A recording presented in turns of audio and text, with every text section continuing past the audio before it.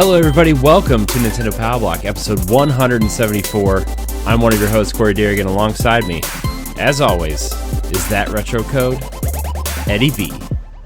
I love the indie world that I went into today. Hello, everybody. Yeah, there's some really cool things announced today.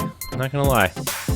Yes. I'm glad it was today and not tomorrow, so we didn't have to wait a week to talk about it. Right, because we have the Game Awards Thursday, and I thought it was Friday. I'm like, oh, great. Yeah, so we will definitely be discussing that on Boss Rush Games podcast. Boss Rush podcast, rather. So, man, Ed, what a week, and it's only Tuesday. That's about all I have to say about that. How are you, though, Ed? You doing all right? I am doing good. I actually started up the PlayStation side of my Thanksgiving Black Friday games. And now I just got my 2 Switch games that I need to do, and I will be caught up before I go back into Pokemon. Nice. But yeah, I've been really good. Got to talk to one of my best friends that I haven't seen in a long time. A while. Oh, yes, of course you. Just kidding. Oh shoot! Oh, I'm already making plans for next year to come see you. I know. Like it's on and pop next year. No, but like one of my best friends just got back from Africa. A day before this recording, and I was just like, "Oh, I thought you were still in Africa. What you doing back here?" But yeah, I got to hang out and talk with him for a bit. But I've been doing good and everything. I've been getting excited for Christmas because I actually have one particular game for 2019 that is something that I did not buy yet. So I can't wait for me to get it. And yeah, getting ready to make my decade list and getting ready to record more optional opinion. By the time you guys watch this, announcement has been said, so I can't wait to put it up there. Yeah, nice. Also, I forgot. Yeah, also I got to go to Barnes and Noble. I got to start finding some theme park books because I read your tweet and I was so happy. I was just like, "Oh, thank you." Yeah, I'm honored. I've been really working on that project this weekend mostly, and we're prepping a lot of stuff for Boss Rush Games, right? Like we're prepping the new season of Pod and Play. We're prepping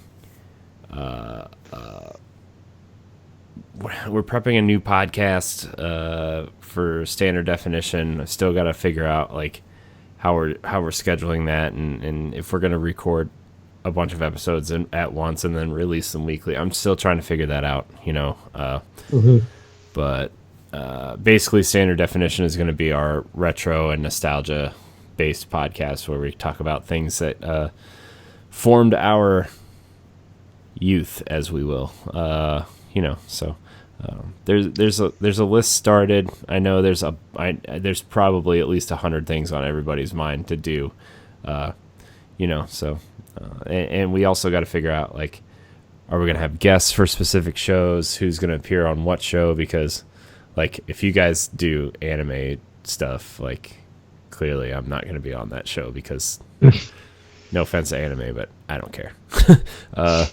It's not you don't care, it's that you haven't watched enough. You haven't made it available to you to watch. No, I think I just don't care. Wait. Which is no, I'm just kidding. I mean, yeah, it's part of both, really. I mean, like, if I watched more, I'd probably care more, So, but there's one in particular episode that I really want to do, and that is the Teenage Mutant Ninja Turtles episode. And I know, like, we previously did a movie commentary for the first movie, but I really want to take like a deep dive into that movie where like researching facts and talking about the recent discovery of the rotting costumes and all that kind of stuff. So I really want to take like a deep dive into that. And I know we were talking about Power Rangers on the most recent episode of Boss Rush, and that's kind of something I think we want to do too. So I got to finish. We were talking about it because Ray is playing the fighting game, the Battle for the Grid or whatever. So the one that came out for Switch and stuff. Yeah. Okay. Yeah. So, but it's been an interesting week, and we really gotta get rolling because we've only got a couple more weeks till Game of the Year stuff, till January when we kind of want to start rolling this stuff out. So, shoot, I'm not. Even just outside for Game of the Year stuff, I don't even think none of us is ready for up to May of next year of the stuff that's coming out. I'm like, it's already packed for the next 5 months. Yeah, I mean, there's a lot of stuff that I just don't care about, though. To be honest with you, that's coming. Like I mean, there's stuff like if I had the time and the money to play a lot of them, I'd probably care a lot more. But like, I mean, there's some Switch stuff that I am interested in, but I really think the first half of the year is going to be just backlog stuff for me. Just like really catching up on stuff because next year we're going to have our games of the generation discussion. Like I know not really on this show, but we're going to have a games of the generation on Boss Rush podcast. So it's that time. The last time we talked about the change of a generation, Ed, you and I did that top 25 Wii U games episode, and that was like what, 3 years ago almost at this point. So yes, and it wasn't a struggle of making that kind of list. The struggle was where to place stuff at, because it was just like we had so much goodness that so many people miss. Mm-hmm. And I think if you go back and look at that, if anyone goes back and look at that episode, you would literally be surprised how long me and Corey discussed a lot of those games and how many of those games are making their way to Switch, so people can actually play them now. Because the Switch has outsold the Wii U 4-1 at this point. So, which understandable, but still, I still think if you were to put me on a desert island and ask me what console I would take with me, I think the Wii U is close up there. Like I love my Switch and everything, but like if you're talking based strictly on games available for that platform, right? Like I still think the Wii U edges it out because it has my 3 favorite Zelda games on it. It has my favorite Mario game on it. It's got the best version of Pikmin. It's got Xenoblade, it's got Yoshi's Woolly World. It's got a ton of fantastic games. It has Game Boy Advance, Wii. Well, I'm not even talking about that. It's like eShop stuff. I'm talking just strictly based on like what you could go to the store and buy. Like I still think it has one of the strongest Nintendo libraries. Like I still think New Super Mario Brothers U is still one of the best 2D Mario games. Like I honestly, like in terms of like level design and secrets and stuff, I would put it up there with like 3 and World and stuff. Like I know that's not very popular to say, but I think that game is awesome. So it has one of my favorite Batman games on there. It has my favorite Assassin's Creed on there. It has the two Darksiders games that I like on there. Like, I'm telling you, man, the Wii U, underrated, for real. Yeah. So, but Ed, why don't we get into the non-Tendo section of our show before we get into the meat of our podcast here? Yes. So, for those who don't know, we've started a new segment called Non-Tendo. If you write in a question, through our email address or through our social feeds. You can submit any type of question you want. It could be about food. It can be about movies, whatever. Be whatever you want. It's Nintendo. So our first question comes from Emil Juarez. He says, "Hey guys, I found your podcast while searching for Nintendo shows to listen to and from work, and I am really liking it. You two seem to have good chemistry and good vibes. That's our goal. I also liked last episode when you did a Nintendo section. I'd like to contribute and ask, what is your expectations for the PS5 and the next box in terms of what you want from it? How will this change the way you play your Switch? Thanks." Okay, so for Xbox, I need a battery control controller where the battery is already inside. They sell one of those controllers. It's called the Xbox Elite controller version 2. Oh wow, it's $180. But and that's another problem. That controller needs to be more available. I know it's like I've just, because I kind of want one, but I don't have I can't justify purchasing one just yet. I'll probably get one when Scarlet comes out. Mm-hmm. I'll probably get one with that.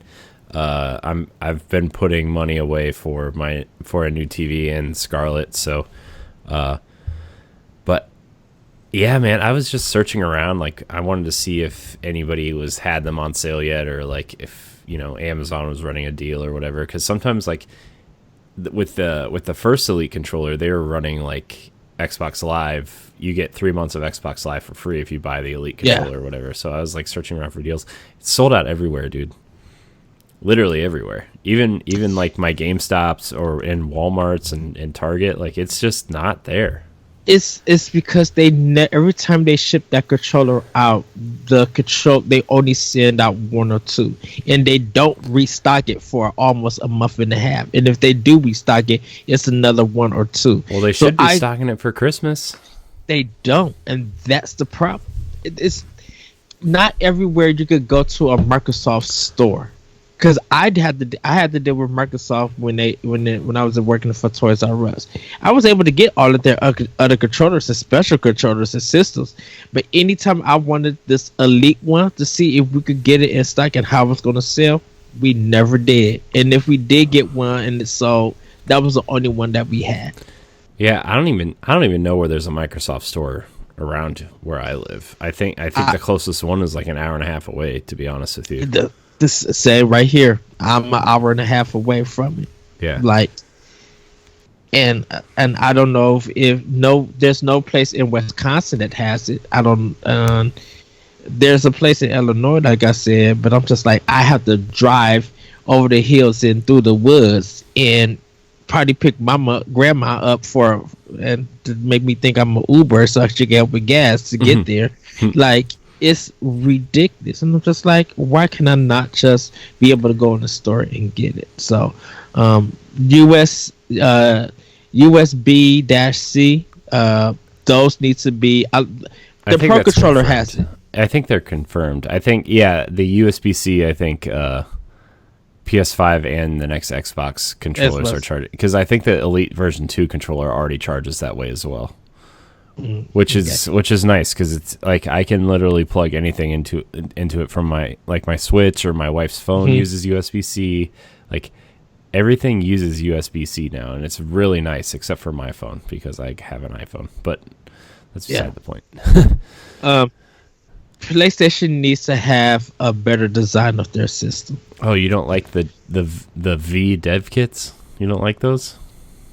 My PlayStation 4 looks a hot garbage mess, and I don't like how they place the power on and the eject button. Dude, I've had my PlayStation since launch, and I still don't know which one is the power button and which one is the eject button. The power button is at the top, the eject button is at the bottom. But you wouldn't know that because it's so mixed in with the line where the glow part is at. And it's just, I don't like the curved design. I'm just like, this looks like a Kit Kat bar or a cake. or George Foreman grill, and it looks a mess. I mean, to be fair, PlayStation has never had the prettiest consoles. I think the best console that, like the nicest looking console they've ever made. Well, the two, I think the second PS2 Slim.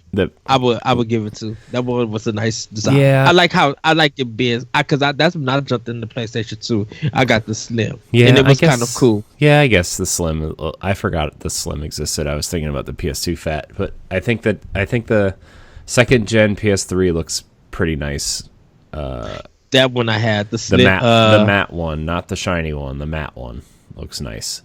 And then I think the Vita looks nice. I wish it. Yeah. I wish it had more buttons and whatnot. But I think the form factor and the size of the Vita and just the way it looks, I think it is a nice little device. Now. Yeah. What you're gonna play on it? That's debatable. Rip Vita. They need. Yeah. I still want PlayStation to change their controller. I couldn't play Destiny 2. Hurt my hand on PlayStation 4, and I'm like, I do think the DualShock 4 is their best controller, but I still prefer. I really prefer the Xbox and the Switch controller. Like it's usable for some games, but it's super uncomfortable trying to play Destiny with that controller. I think for games like their third person action games, I think it's fine. I think if you're going to try to play a shooter on it, I think it's super uncomfortable. My thumb gets stiff. I prefer the staggered sticks. I actually thought about getting one of the staggered stick, like the scuff controllers, like but then I'm like, I play my PlayStation like maybe twice a year. I don't need to invest in a controller. Yeah. I don't like the option button trying to be the start button because like trying to hit it and everything, like there's problems that I have with the PlayStation 4 controller. I'm like, you guys need to fix this. I mean, I got multiple ones, like, and this is a question that I'll talk about later. I got multiple ones. It's just like this needs to be better and more reliable. Yeah. I don't know about their first party games. Of course, Horizon, God, whatever, if Sucker Punch and Naughty Dog want to do, like all of that, their first party is going to be fine, will be polished and stuff. But I really need some more diversity from Sony. I need their first party. I need their first party to apply to everybody instead of having the idea that they're only going to make the PlayStation 5 for hardcore gamers. I mean, like, I think like this year in particular, and like even going into next year, like to me the most interesting game they had was Concrete Genie this year, right? Like, I don't even know when I played my PlayStation 4 last, to be honest with you. Like regularly. You said that Assassin's Creed. Yeah, like I played Assassin's Creed on it, but then I turned around and started playing it on Xbox because it ran better, it looked nicer, like and look, I understand there's a lot of PlayStation 4 players out there that listen to this show in particular, and like I know we're not like the biggest PlayStation fans, but for me, like, PlayStation's just never really had the stuff that I'm interested in, like I love God of War, I love Horizon. For me, that's it. I didn't really care for Spider-Man, right? Like, we talked about Spider-Man for a while, you and me in particular. Like, I don't think Spider-Man is great. I think it's a good Spider-Man game. I think it's good, like, I think there's a solid foundation there, but like, I didn't care for it. If it was only good, I always still state by this. It was only good because Insomniac made it, and that's the only reason. Well, Insomniac knows how to make great games. Yeah, Fuse was something, but I think EA had their hands in that game. But Insomniac is a strong developer for Sony. They really make some really great and fun games. Their camera angles are problematic. Sometimes they their battles in games are way too long. That's another thing. Hopefully the developers do and fix that edit. But I enjoy the Resistance series. Mm-hmm. Like I sat down and played all 3 games on PS3 and thoroughly enjoyed that. And I'm like, I love when Insomniac do stuff like this. Of course, Ratchet and Clank, but they really need to mix it up. They cannot make the same style game and only say that this is only for the hardcore, because I don't think there's enough hardcore there that really stay behind their games. You could buy them and that be the hottest thing, but I'm just like, I don't think enough stand behind them. Yeah. When the must come. Yeah. Because look at Mario Maker 2. People, I mean, that's a game for everybody, but people were still making levels. I mean, after people stopped playing it, and even before the link. The thing that Nintendo has always done well, right, for the most part, is they do make games for everyone. Like, you could go through a Mario game and like just run through the levels and beat it fairly easy, right? I mean, there's going to be some platforming challenges and it's going to get harder, but like, if you want to find all the secrets, if you want to find all the exits, if you want to find all the Yoshi coins or the red coins or whatever, or the yellow star coins, like, there's going to be a challenge there for people who want to find it, right? And yes. That's something Nintendo has always done well.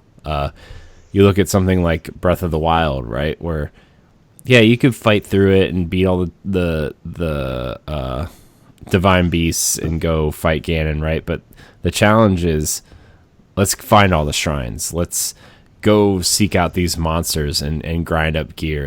You know what I mean? Like, there's aspects to the game that keep you going, and I think that sometimes some of these more cinematic games kind of miss that, you know, like, it's not like finding all the artifacts in Uncharted is difficult, right? It's not like they're making puzzles for you to go find those, right? That's something actually that Jedi Fallen Order did really well, is like, there's a lot of not collectibles but customizable options for everything in that game, but they make you work for it, right? Like, they design, like, some of them are out in the open and you go up and get it, right? Like, they're there, but there's also, like, if you want to go find the hidden ones, you can go do that, and it's a challenge. Not that that's a Sony first party game, but it's one of the more recent games that has come out, and I actually really enjoyed. I really liked that game. I finished it, and you know, I had to give you 3 Yoshi coins for that.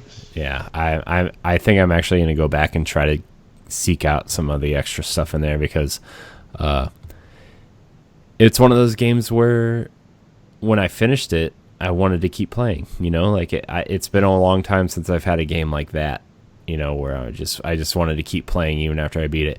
And I'm so glad I did not have that ending spoiled for me, because not only are a bunch of people on podcasts talking about it, but commercials for the game have the ending in it.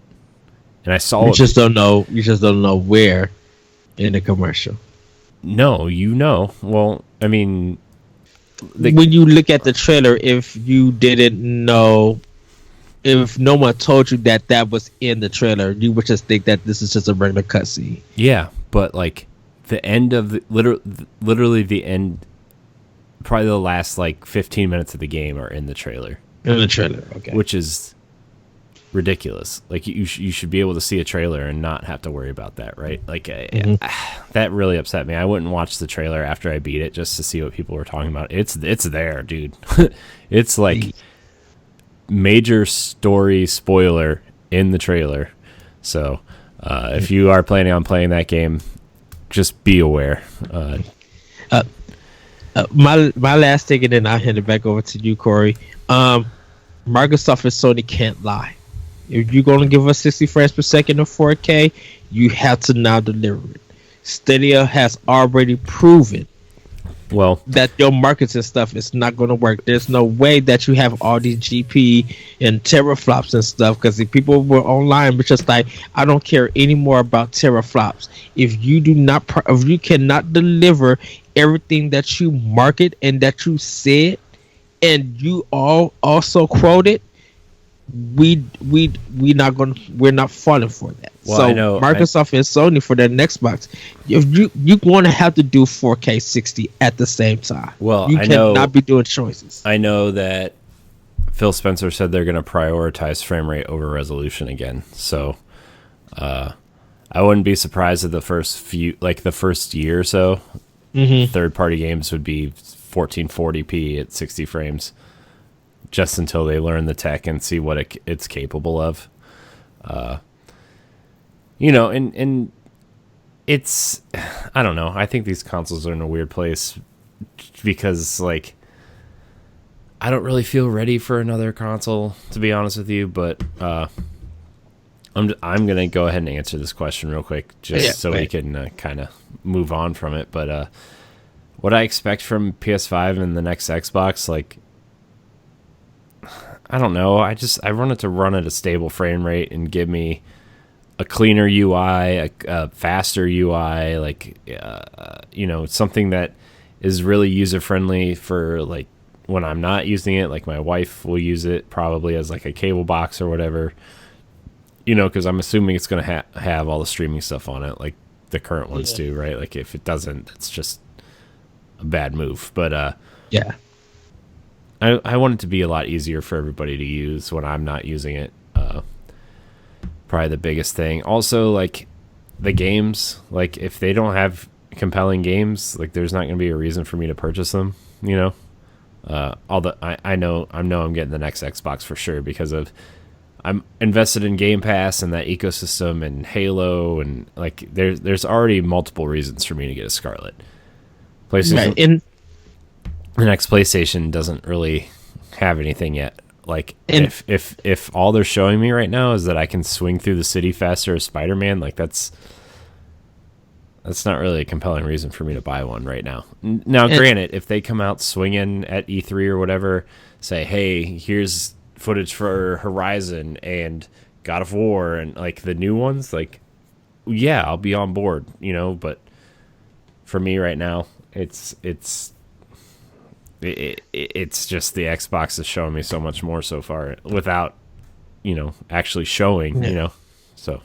I know for me that I have to get both of them, because not only am I a podcaster, I'm a gamer at heart who wants to experience different worlds that both systems are going to offer me. Well, I'm not saying I'm not going to get both eventually. I'm just saying, like, which one I get first and how long I wait first. Like, how long it takes me to get I would get one, right? Like, I would get Scarlet first before I overpay the PlayStation 5. Yeah, and this because of how I game on PlayStation 4. Yeah, like, versus how I play Xbox One. Yeah, like, I'm not saying, like, when the next PlayStation drops God of War or Horizon, I will purchase it when those games come out, right? Like, and then I'll supplement those games with, like, whatever the next Uncharted is, which is rumored to be in development, like, far in development at San Diego right now.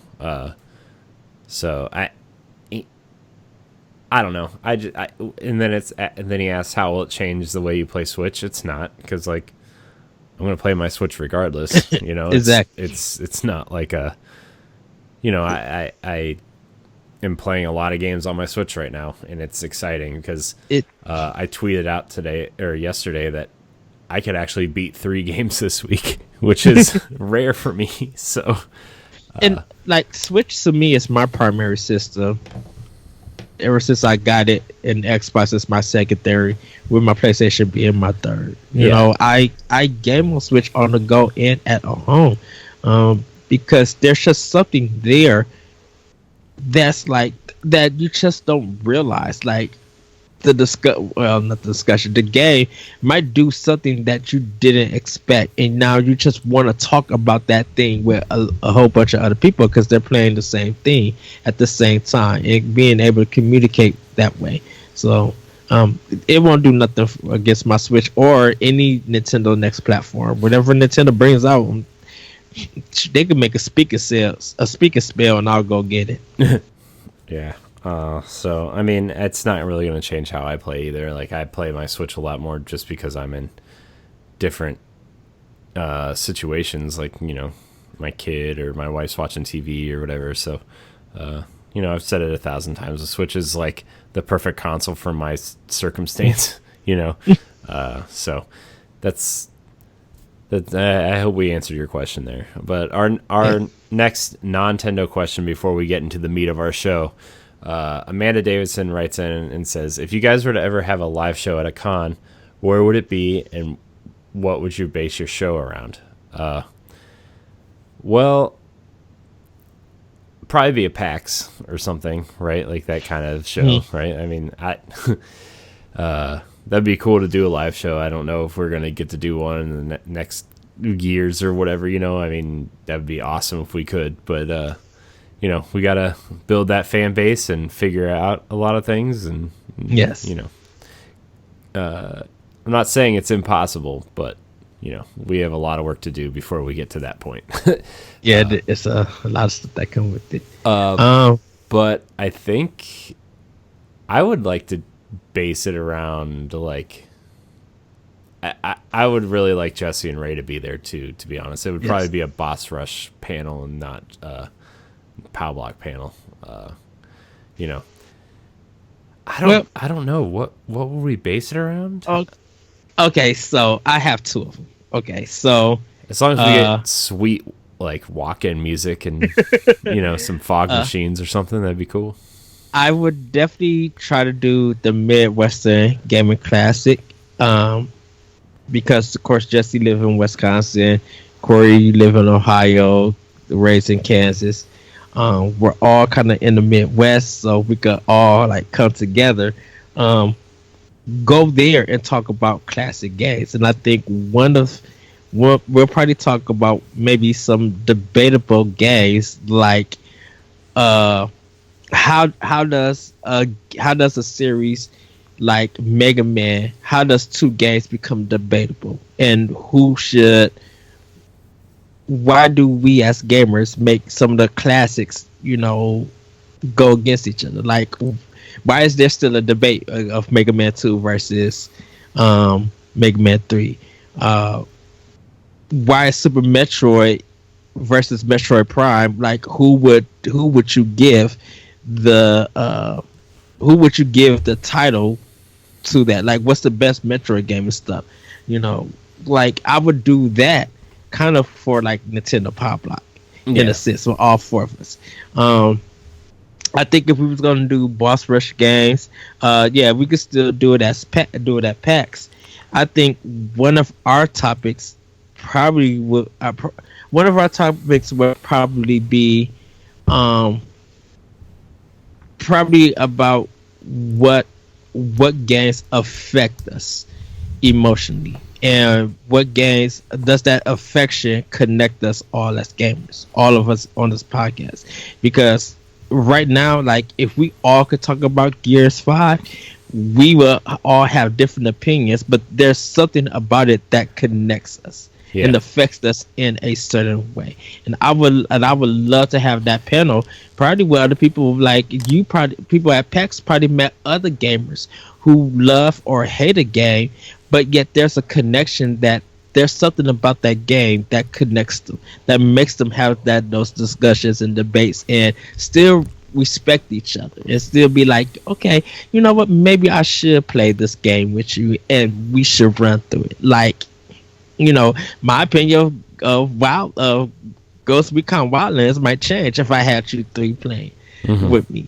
But like, if we all came together and played and stuff, that actually might change. Yeah. And so we'll have a connection like that. So I would have something like that. Yeah, I mean, I think basing it around, like, maybe not super retro games, but like classic games that we enjoyed, and like why, you know, we think a certain way about certain games. Like, you know, while you were talking about that, I was thinking about for some reason I have a lot of Star Wars on my mind, but like Knights of the Old Republic, and how, some of us think that game is one of the best Star Wars games, and some of us don't think it's that great, right? Like I think that would be an interesting conversation. Yes. That kind of thing. I think that would be a cool panel to do. So I would need to replay that game. I have it, but I need to pop it in to start it.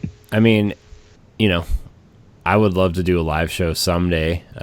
We have a lot of work to do before we get to that point, though. It's we'll call that a stretch goal.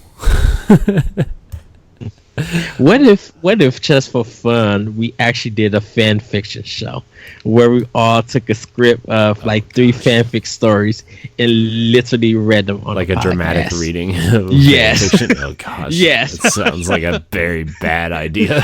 But I think we'd be like, wait, what did we walk into? And it wouldn't be us because we'd just be doing the voices and reading whatever that person or group of people wrote. Oh man, that sounds like a really bad idea. Speaking of bad ideas, this is Nintendo Power Block, Boss Rush Games Nintendo podcast. Remember, you can email the show at nintendopowblock@gmail.com or find our social threads through Boss Rush Games. When we ask for questions, you can follow us on Facebook and Instagram at Boss Rush Games or on Twitter at Boss_Rush_Games. Also, we will be starting our live shows again probably within the next couple weeks, so you can go follow us on Mixer and Twitch at Boss Rush Games Live. That's twitch.tv/Boss Rush Games Live and mixer.com/Boss Rush Games Live. Also, check out all of our content on bossrushgames.com. You can also find all of us, all of our links, all of our social links and everything on bossrushgames.com/subscribe. If you're listening to us on a podcast service, remember to rate and review us. Helps with discoverability. If you're watching on YouTube, remember to subscribe to the channel. And anyways, let's get into what we've been playing. Ed, I'm going to start if you don't mind, because go ahead, boss. I've been playing quite a lot. On Switch, I've been playing more Box Boy and Box Girl. Best $15 I ever spent. It's a fantastic little puzzle game. For those who don't know, you should look it up. It's very simple, but also very challenging at the same time. I've been playing some... I played the first level of Shovel Knight's King of Cards DLC for the final campaign DLC for Shovel Knight. It's more Shovel Knight, although this first level reminded me more of the first level of the Plague Knight DLC and not quite up to Spectre of Torment's DLC. But also that's going to change. Again, it's the first level. I'm going to play through it regardless because it's Shovel Knight. But I played it at PAX last year. Right? Last year. Yeah. And it felt really good then. And the 2 levels I played at PAX were really, really good. So obviously I'm going to chuck through it. But that first level, I kind of I wasn't disappointed, but I wasn't because I've been so excited for this for such a long time that I felt like that first level didn't really live up to my excitement level, Yes. But again, he's got and King Knight's got this really weird dash move that you have to use to climb up walls and stuff, and I don't know, it wasn't quite what I was expecting that first level to be, but it's, again, I've played maybe 10 minutes of it, so we'll see. I'll have more to report this weekend on Boss Rush podcast of that game, but I've also been playing. I played a little bit more of Luigi's Mansion. I need to jump back into that. I'm not loving it. I like it, but I'm not loving it. I hate the controls, man. The controls are just... They take a while to get used to. Yeah. And I know I've been playing a lot of other games that have way different controls, like Star Wars and Halo Reach and stuff, but I feel like this game is a mix between old school Resident Evil and a twin stick shooter, and they kind of mashed them together and didn't quite figure it out. Now I haven't switched to the other control scheme, so I'm not 100% sure how that works yet, but I don't know, man. I'm kind of disappointed in it, and it's not from like the game. It's not like the game is bad. It's just like the controls are weird, and so like I know I need to take a little bit more time and just kind of like spend more time with the controls and stop playing so many other games. It feels like one of those games where it's like the only game you can play while you're playing it, right? Yes. Because if you play too many other games, the controls are just going to feel bad. So I played it. I think it's charming. I love how it looks. I love the character moments and stuff. But again, after I finish a couple games, I will go back to it and spend a lot, focus all my attention on it. So. Did you laugh when Toad was driving the bus? It was like stupidly hilarious. Like it's just fell out laughing. It kind of reminded me of that scene in Toy Story 2 where the toys are driving the truck. Yeah, because Toad is clearly too small to be driving anything. And you just hitting corners like a Cadillac turn. Yeah, what is going on? Yeah. So yeah, it was really funny. I took a lot of screenshots that I'll probably be uploading soon because it's funny. But the last game I've been playing on Switch is Fire Emblem 3 Houses. I am on the last battle. Still. Go on, well, I thought I was on the last battle, but it was the second to last battle because I played it for like an hour and a half last night. I'm like, I'm gonna beat it. Right, and no, there's one more battle, and I was like, I don't have the energy to put into this, so I'm gonna finish it this week. It's the map for that final battle is, it looks like it's about 3 times the size as like a normal battlefield, so looks like there's gonna be a lot of strategy put into it, but I love the gameplay of Fire Emblem. I feel like, I don't know, man. When I'm playing the game and I'm like really paying attention to the story, like the story just makes me sad in a way, because like you're like you spend all this time with these characters in the first half of the game, right? And you're like, you see them like being friends and joking around with each other and like taking classes together and learning and interacting in the school. And like second half of the game, it's like you're going through depending on what house you chose, and like you're going through the rest of that storyline, and it's like, I don't know, like you're literally murdering your friends because of what you believe in, and it's just like, I don't know, man. It just makes me really sad, the story, and it's the gameplay is excellent, but it's just the story side of it. It just makes me really sad to watch, and I don't know.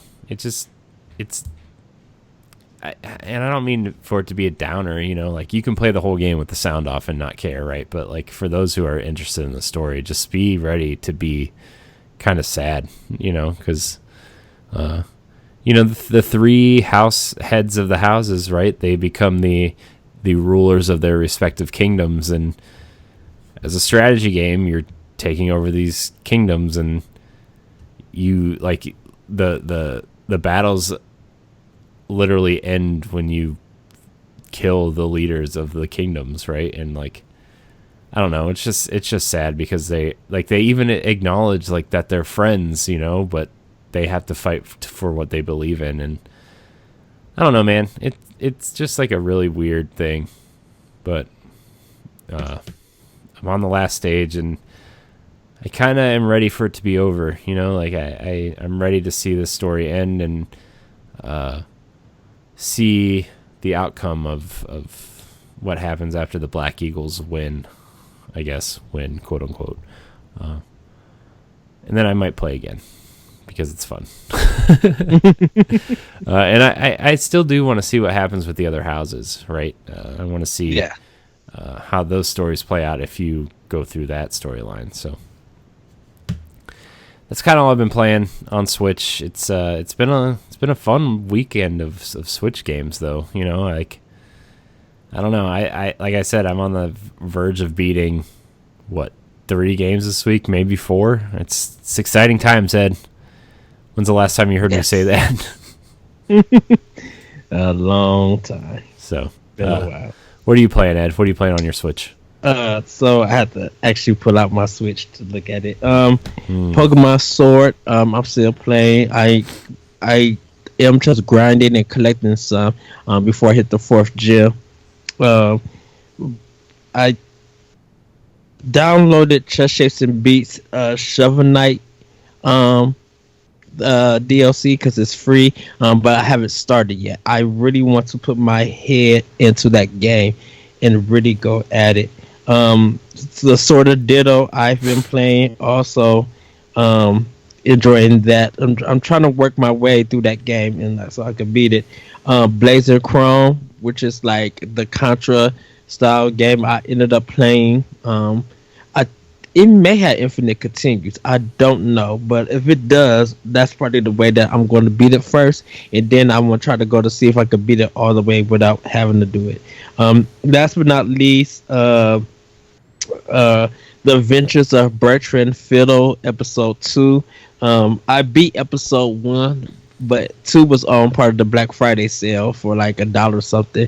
So I went up and got episode 2, and it's funny, it's okay, but like some of the answers to the puzzles don't make sense. And I'm just like, okay. And I had to cheat for a little bit, and I'm going to preface that that I had to look on YouTube for some of the stuff and didn't realize that some of the graphical stuff that I was looking at is not in the Switch game. And so I was just like, oh, so that's probably why I couldn't figure some of the stuff out, because this is not here. That's in the PC version. And I was just like, wow, okay. So I didn't. Well, you could say that I kind of cheated, but I had to look it up because there's one part where. Oh, sorry about that. There's one part where you have to try to escape. Sorry about that. There's one part that you have to try to escape to get away from the police, and you need a number in it. Well, you can't find a number because the way to get the answer, it doesn't show you the answer. And so I was just like, wait, what happened? And I'm looking at it on my Switch. I'm looking on my TV. I'm trying to find it, and I couldn't find the answer. I literally had to go on YouTube to see what answer they typed in to get it to go through. So it's kind of like, if this is going to be some of the puzzles, then I need to finish this game and probably take it off my system and stuff. But other than that, that's pretty much what I've done on it. I am going to jump in Luigi's Mansion. I am Todd Oxtra. If you're watching this, I am going to jump in Mario Maker to play your son's level. I've literally just been trying to get through some of my Black Friday games, trying them out to see which one I want to start. Because I even got to start playing back Devil May Cry 5, because I know a lot of people are talking to them for Game of the Year stuff, but I'm just like, I need to play this to remind myself how this game goes and how the music is, because I beat it when it first came out and I never returned to it. So I kind of want to see like really go in and play the game and see what stuff that I was missing and everything. But yeah, then that's pretty much what all I've been doing on Switch for right now. And then getting ready to, and like I said, get ready for the Game of the Year awards for stuff, and literally kind of need to go through a list of all the Nintendo games that I bought for Switch that I haven't finished that I need to.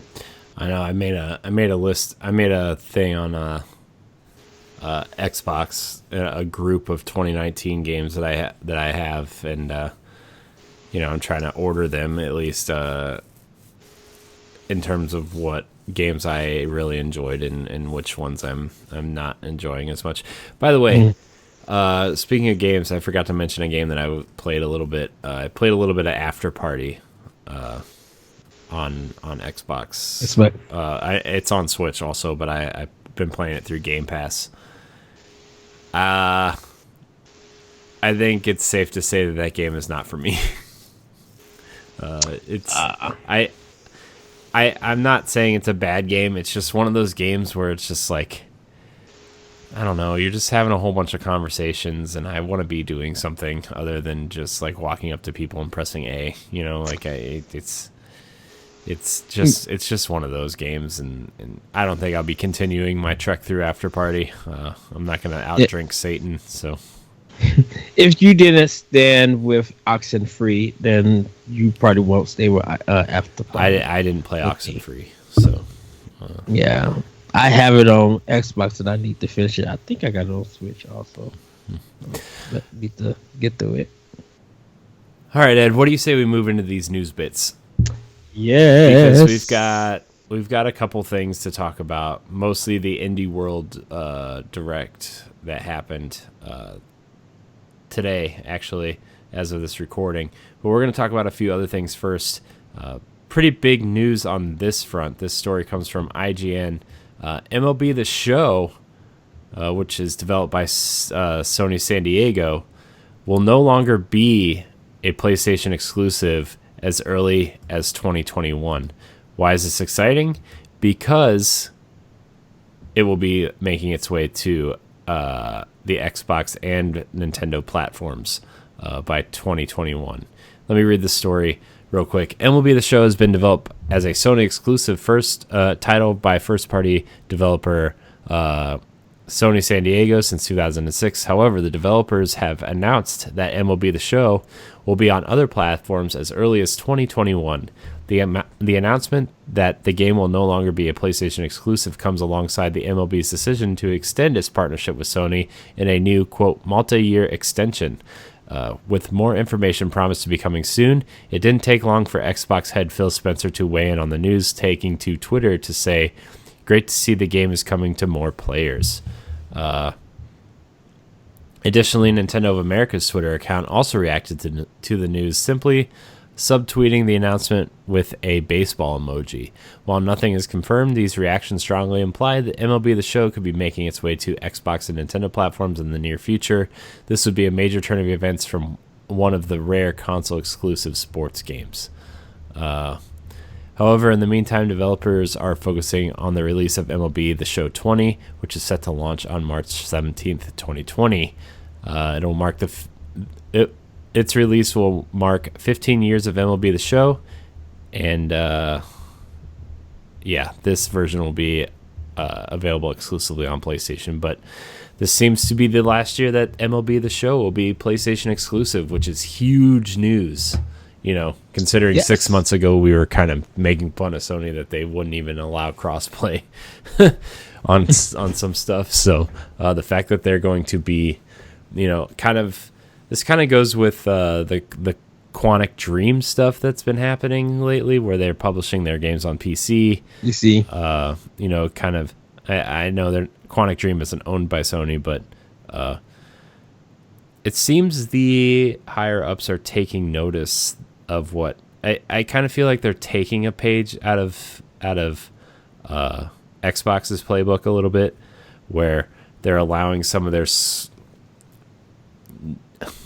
titles that aren't really considered Xbox exclusive, something that you don't really think of when you think of Xbox, like Ori and Cuphead. Those games are now on Switch, and MLB is one of the biggest brands in the world, and allowing Sony actually publishing these games on other platforms is actually a pretty big and probably smart move by them.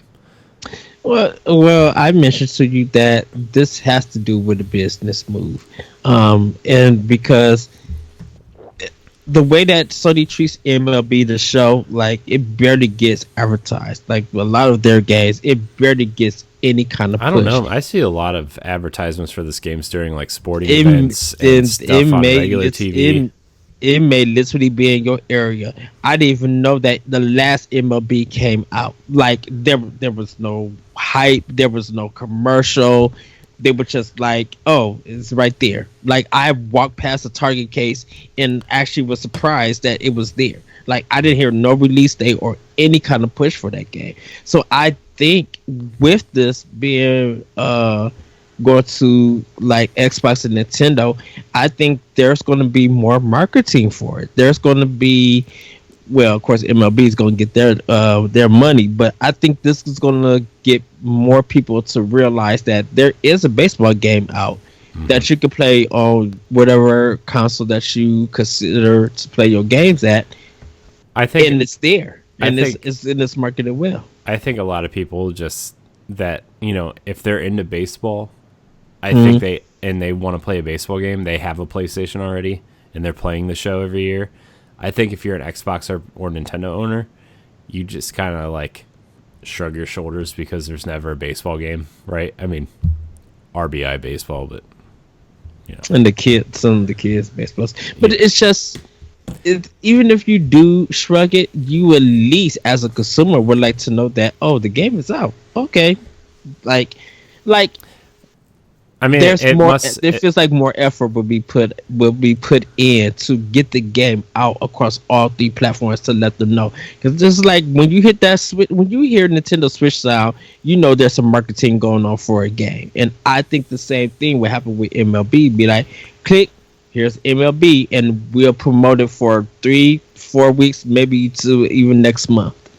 Yeah. See, like to me, I don't know if I see ads for the show all the time, but I also watch a lot of sports. I also, watch a lot of other things that this type of commercial would show up on. So like, you know what I mean? Like, It's the same with like Madden ads or, you know, some of these other sports games that are out. Like I see ads for these things all the time. So I don't know, maybe it's just what I'm consuming compared to what you're consuming, but, you know, I saw MLB The Show 19 ads pop up when it was free on PlayStation Plus. So, you know, I don't know. It's just exciting to see that, you know, Sony's willing to play ball. It seems, no pun intended, to get this game on other platforms because it's not just. I mean, it's not just the only baseball game on the market, but it's one of the best sports games out there, right? I think a lot of people hold this in high regard, even up there with like NBA 2K in terms of like mechanically being true to the game, right? Like, I know a lot of people really don't care for Madden, but like, you know, this to me is like if EA kind of put more, I don't want to say put more effort into Madden, but like made sure Madden was the product that it deserves to be every year. The show is that. Like it is the pinnacle of what sports games should be. So, right. And I'm glad that, like, you know, I don't know how well this game's going to run on Switch. I'm assuming it's going to run fine because it ran on Vita, so I don't know why it wouldn't run on Switch. But I'm excited that Xbox gamers are also going to get to play it. Yeah, I'm just glad that more gamers are going to get to play it. Yeah, just give it that give it that marketing push, Sony. Yeah. So, all right. Our next story comes from Nintendo Life. A small story, but still an exciting one nonetheless. Reggie is returning to the Game Awards as a presenter. Later this week, the 2019 Game Awards are taking place at Microsoft Theater in Los Angeles. Although Reggie Fils-Aimé has now officially moved on from his role at Nintendo of America president, it turns out he'll still be making an appearance at this year's show.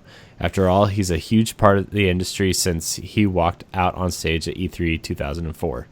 According to the Game Awards Twitter account, he'll be one of the presenters. And then it says Thursday night, Reggie returns to the Game Awards stage. Don't miss out. And then it goes on to say, will he be part of something bigger, though? Some fans think so. We'll just have to wait and find out. So that's exciting. I'm glad Reggie's coming back. He's I like his presence. Well loved. I like his presence. You know, like yes. it just he just always has like a positive vibe about him, and just, you know, I like Reggie's presence. So, yeah, it's exciting. I hope he reveals the trailer for Metroid Prime 4. But I don't think he's going to be doing anything in any official capacity for Nintendo. You know, I think he's going to probably present best family game for Nintendo. Yeah, I bet he does that. I mean, that's the easy one, right? Like, I don't think he'll be announcing any new trailers or anything. I think he's just going to go there and hand an award, and that's it. And sit back and be on this merry way. It'll be good to see him, though. Yes. So. All right, Ed, let's dive into the meat of this news. The Indie World Direct Showcase thing happened today. Yes. I'm very excited for 2 of these games, but we're going to go. I'm going to let you, since you have all the notes, since you watched it, I watched parts of it. So let's go through this. What do you got for me? Okay, so I'm going to go through the first 3 games. Sports Story is the sequel to Golf Story, coming out mid-2020, exclusively on Nintendo Switch. I know a lot of people are excited for that, because Golf Story was actually a really huge hit. So. And it looks different. Like, they changed the graphics for it. Like, I'm like, this is better detail for some reason. Like, it looks better. Yeah. You know. Streets of Rage 4 is coming the first half of 2020. They revealed a new character, a well-known character, I should say, Adam Hunter. For those who don't know, Adam Hunter was one of the fighters in the first Streets of Rage, and he was the person that got kidnapped in Streets of Rage 2, which happened. His nephew Skate ended up, helping the crew to save him. So to see him back, like, his moves was real cool, and I'm just like, this is looking way more impressive than it was in the beginning. In a couple of months, like, it's looking really good for this. And then Gleam Light by is coming out in early 2020. This is kind of a Metroidvania style, like, platformer. Every time I look at the character, I think of that little wizard thing from He-Man. And like, you pick up a sword and you kind of like slash and stuff, and they were talking about there's no UI or stuff like that. It feels like the game adjusts to whatever you do and stuff. So those are the first 3 games that they reveal. And also the note that for a lot of developers who were making the game came out and presented their game. So this was something kind of really new for this Indie World Direct. Yeah. Yeah. So what else you got? Okay, so Bacon Switch is a party brawler 4-player co-op. I saw that name. Sorry, I didn't mean to interrupt you. Go ahead. I saw that name and I thought it was a joke. I was just like, at what? first I thought it was bacon, like bacon that you cook for breakfast. Yeah. Hey, but then he started, like, I think everybody likes bacon. Just gonna throw that out there. It will have a PvP mode, and it's gonna come out in summer 2020. It looks and feels like Overcooked, but it's not that game. But it has the idea of it. Very competitive, and it's really cool. It really made me laugh. I'm like, I'm gonna buy this. Yeah, it looked fun. Super Mash is a game about making games. You're mashing 2 genres together to see if you would have a hit title. So you could do maybe like first person shooter in a role playing game and see what comes out of that. There's a chance to be a hit or a chance to be a bomb. There is a code that one of the developers put out there. Unfortunately, the game does not come out until May 2020. But what's really cool is that you guys can share your creation with your friends. check out the trailer if you're more interested. This is a game that I'm definitely gonna buy. I'm like, I love kind of doing weird stuff like that, and it looks really cool. It looks really fun to play. Yeah, definitely. Definitely. The next one is the Talon Principle. Is it Talon Principle? The Talus Principle. Talus Principle. I wrote it wrong. Deluxe. This is a first-person puzzle game, and it's available now on Switch. I've actually heard that game's pretty decent. Yes. Yeah, it's okay. I have it for PlayStation 4. It's 120 levels right now. It is on Switch for $30. If anybody cares to look at it, it kind of has like a. I mean, not that it is this game, but it kind of looks like Portal-ish, like those, like that. You have to be in like that kind of mindset for these puzzles, because I think that you manipulate like lasers and stuff to solve puzzles, right, and stuff like that. So, sorry, I didn't mean to interrupt you. I was just trying to like explain this game to people who maybe haven't seen it. I'm reading about it on Nintendo Life right now. That's why I'm kind of like not reacting, because as you read these games, I'm kind of like trying to catch up to this. So. Okay. The next one is Sailforth. This is a ship sailing and battle kind of game coming out 2020. It's random generated, so when you go to different parts of the sea, or even if you did go back in, like you exit out and go back in, it changes up. It looks kind of cool, a little bit basic for right now for my taste. But I'm interested to see where it goes next year. Next is Dauntless. It's available now for free. It will have free content. It's also going to have cross-play, cross-save, and cross-progression. So now wherever you play it, you can play it like on another system and pick up from where you left off. Yeah. That's really good. I downloaded it, so it is on my Switch, and so next week I will talk about that. It's when we come back. It's basically a free-to-play Monster Hunter game for those who. Yes. I played a little bit of it on Xbox, and I was playing it on my Xbox One X, and it ran like crap. Like, it ran really bad. Like, and I realized I was playing it on launch day, so like I'm sure it's fine now. But when I played it, it was like it was running jankiness. Jank is a nice word for that. So I downloaded it. I'm like, I'm going back to Assassin's Creed. I'm gonna take this off my system. Yeah, I did. I deleted it right away. And like I know Ray's kind of into it, or he was at the time, and I know a lot of people really like it. But it's just like it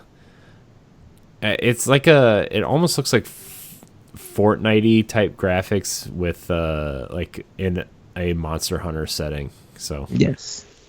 I'm really curious to see how it runs on Switch, because it did not run great on Xbox One X. I probably when I get definitely tomorrow. Like I said, when we come back, I'll talk about it. Because I do want to try it portable, and I do want to play it on the TV and see and compare them. No, I'm not Digital Foundry, nothing like that, which they always do fantastic work. But I kind of want to see how the feeling is between it. For this game. Yeah. And if not, everybody go play Monster Hunter Generation or Monster Hunter World and Iceborne. But moving on from that, Murder by Numbers. This is an early 2020 time exclusive. It's coming out on Switch first. This is a mix of Picross and adventure game, and this is one of my anticipated indie games.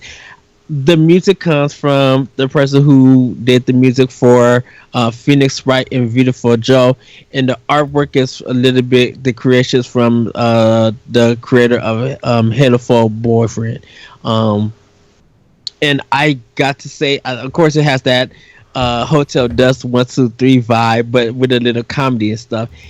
And I gotta send a message to Pierre Schneider from IGN. I kind of want to know what his thoughts were. I didn't get the chance to read it, but I love mystery games, and I love the look and design of this game. And I'm all here for it. Like, I love that.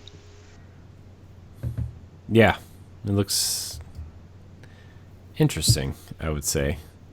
This looks. I mean, it looks like a game that's right up your alley. I'll just throw it that way. It looks like an Eddie V game, for sure. Yes. Oh, you already know there's another game that's on here that's that's anticipated. You probably could guess what it is. Yeah, I probably could, but we'll talk about it when we get there. So moving on, Oddworld Stranger's Wrath HD. It's coming out in. From this whole entire thing, this is my most anticipated game. Close. There's a close second, but this game, I played it on the original Xbox, and like at the time, it was something like really kind of revolutionary. But it was so like, I feel like nobody played this game, but the people who played it loved it.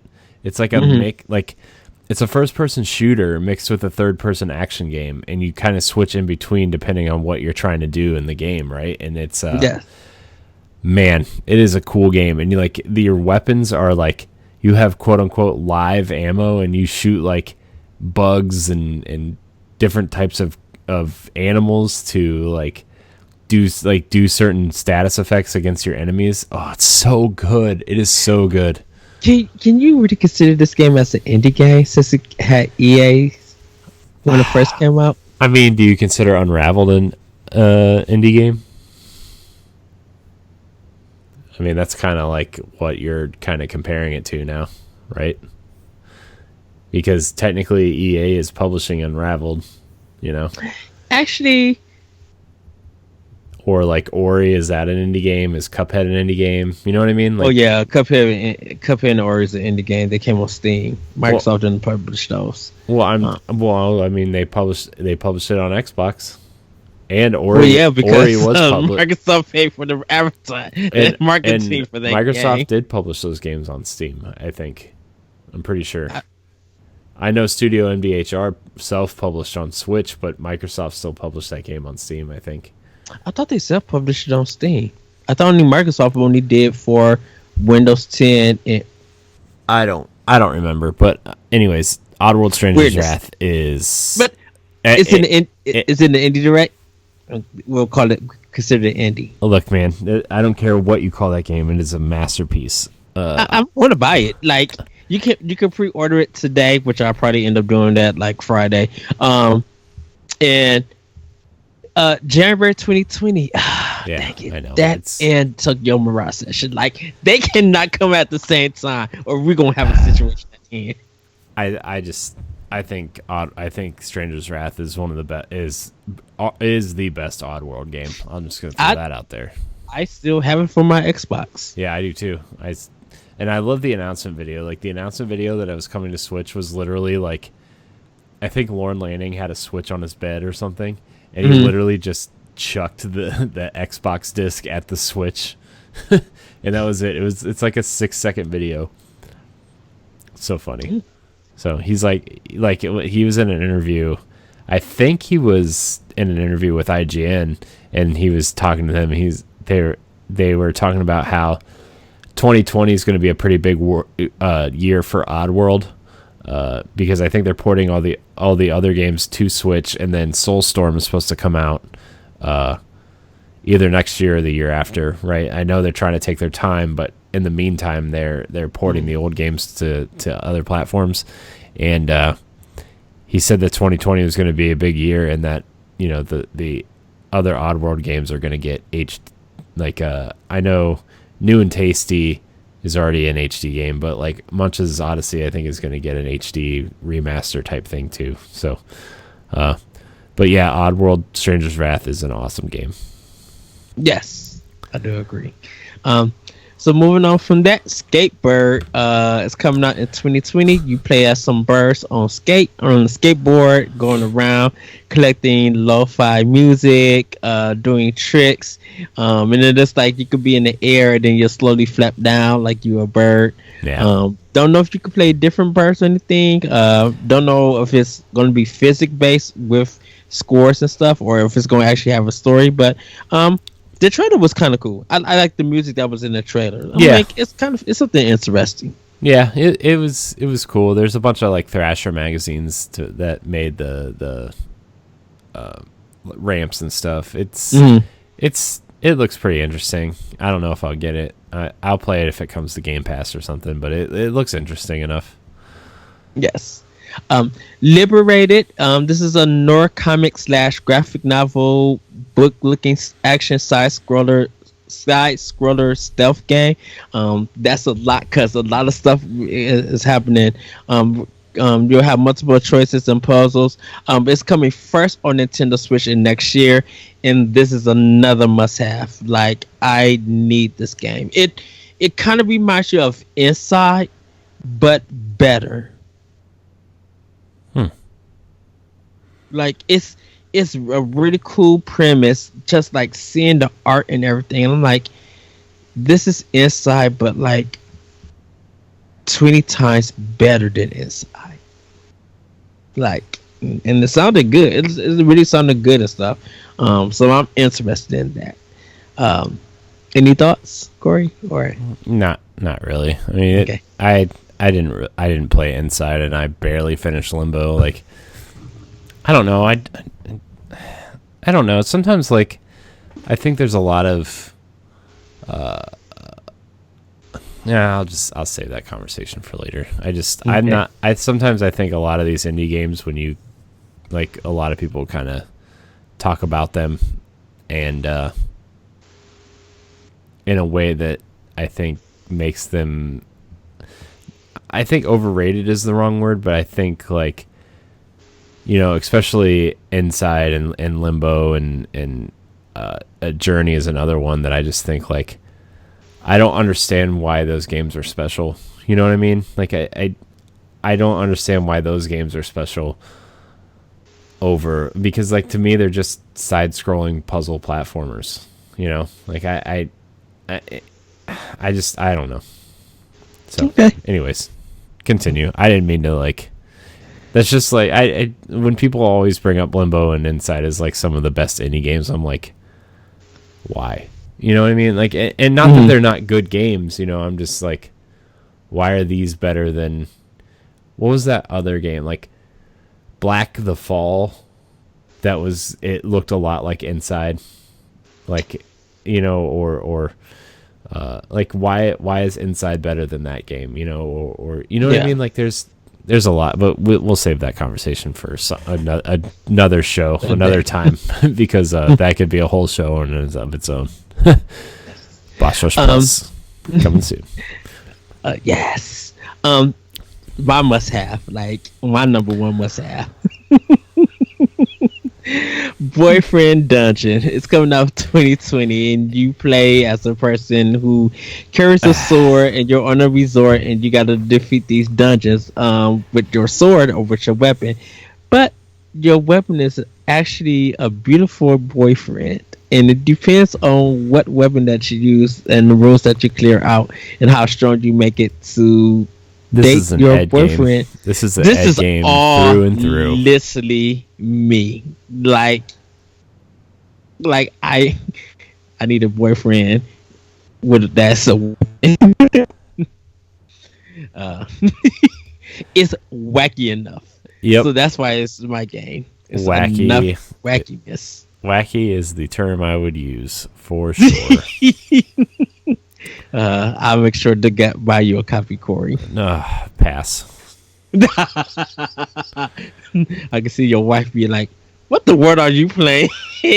Dude, she already asked me that. I'm gonna try to get this on Indie Showcase, right? Dude, she already asked me that when I'm playing Fire Emblem. Okay, I don't need her asking me that for other reasons. What did you say? She already asked me that when I'm playing Fire Emblem. I don't need her to ask me for other reasons. So I got an update for Fire Emblem the other day, and it said when you booted it up, it said you have new outfits available for your party. I'm like, not looking at those right now. I'll do that when I go to the bathroom. Nope. Not heading there. This is a PG show. Next. What? Not for that. Oh. Okay.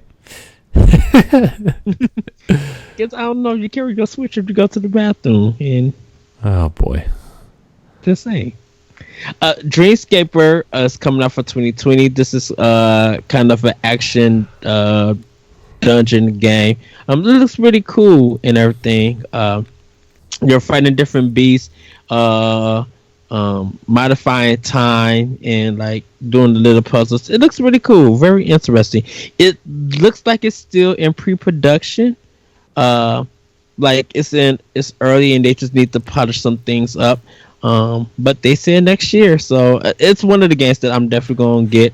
It's up in my wheelhouse of like, this is a nice action adventure Zelda style looking game, so I'm down for that. Yeah. Yeah. The Survivalist is by Team 17. This is also coming out in 2020. This is in like the world of the escapist, where you have to like craft and build, and also teach monkeys to help you.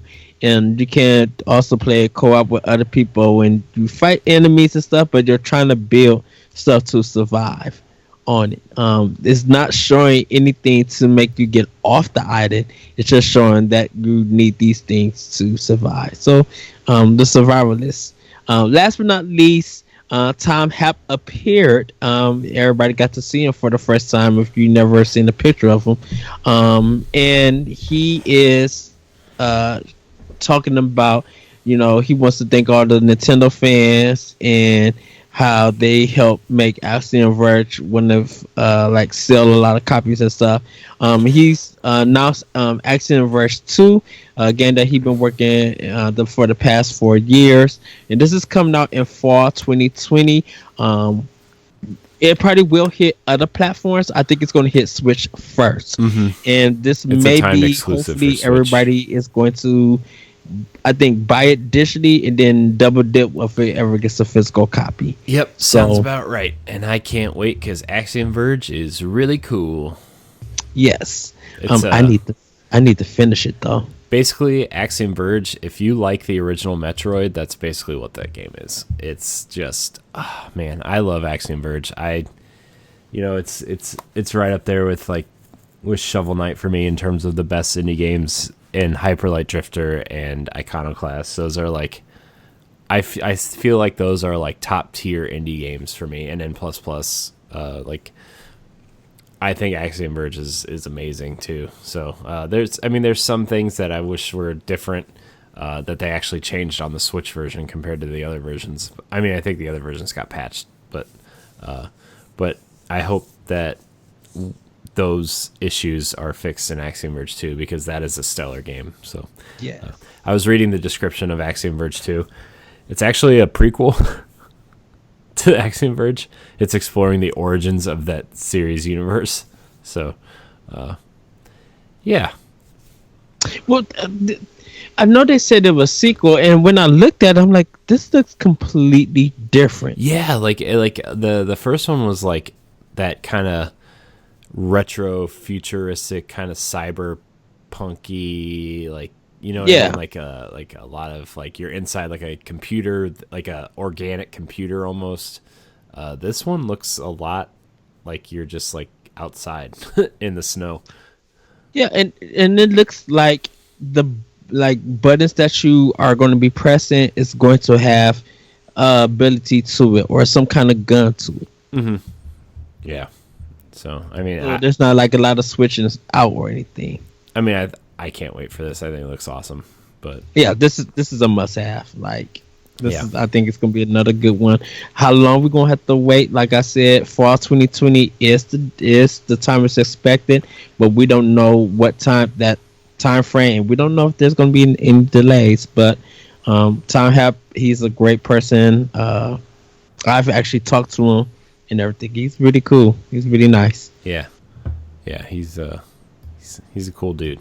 You got that was on World 1-1, right? You guys talked to him. Yeah, you talked to him, and I also talked to him like on Twitter and stuff, and just like showing love and everything. And I didn't receive anything back, but I did congratulate him. He probably was too busy and anything, but I did congratulate him on the announcement of Axiom Verge 2.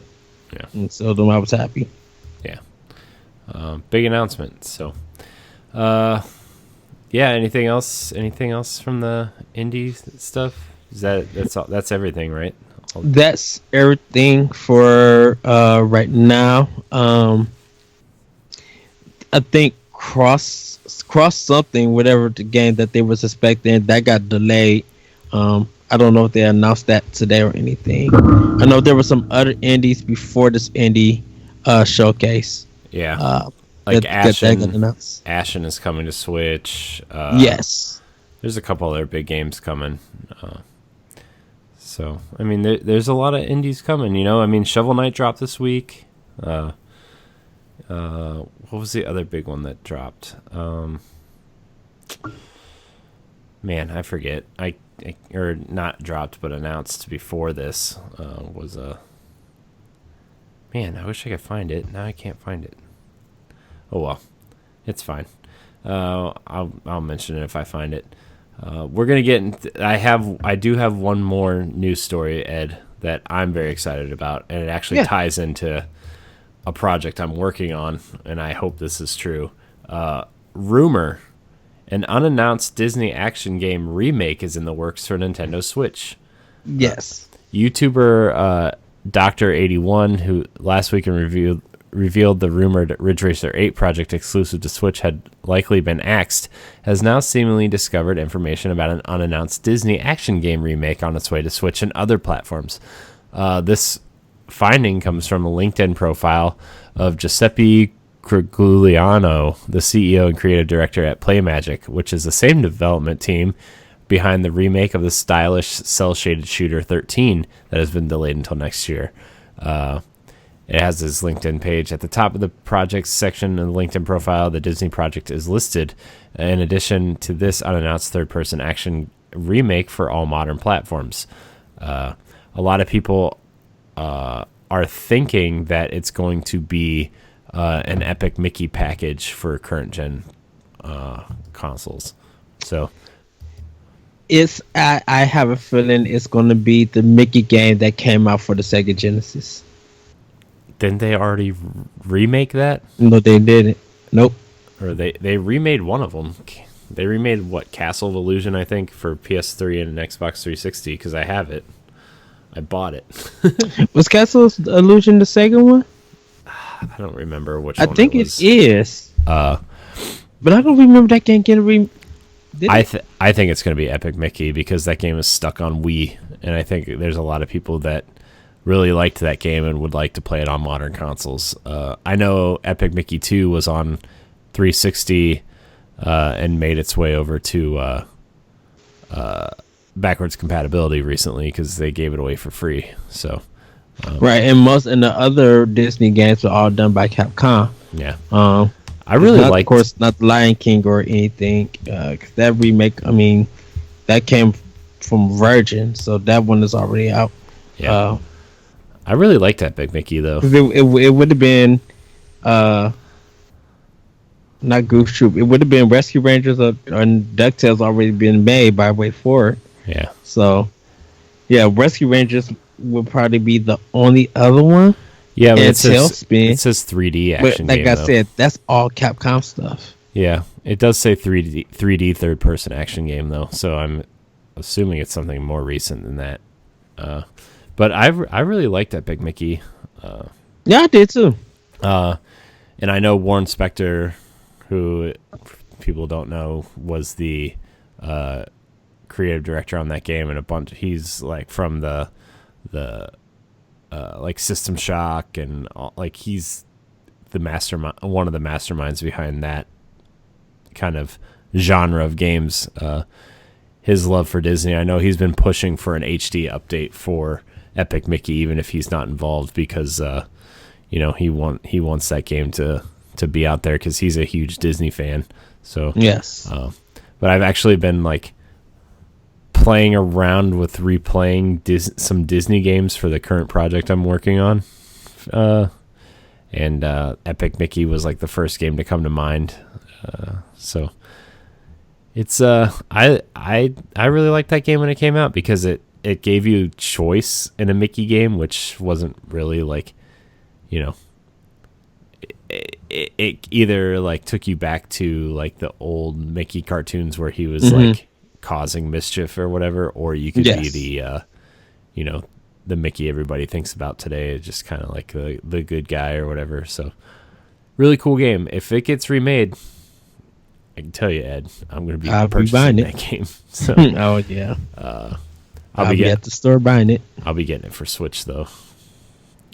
So, yeah, of course.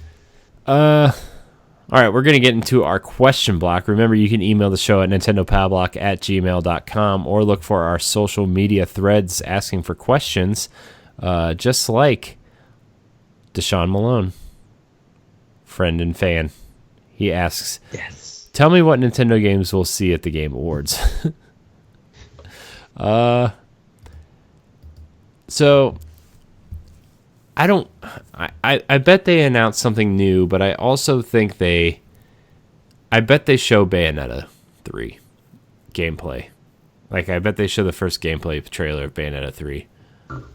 This is the audience for that. This is the, you know, I feel like if they just released a Bayonetta 3 trailer, I feel like the Game Awards is a big enough stage for everybody. And Nintendo likes the Game Awards. Like, they like having that stage, even though they do their directs. So I don't know. I feel like Bayonetta 3 we will see for sure.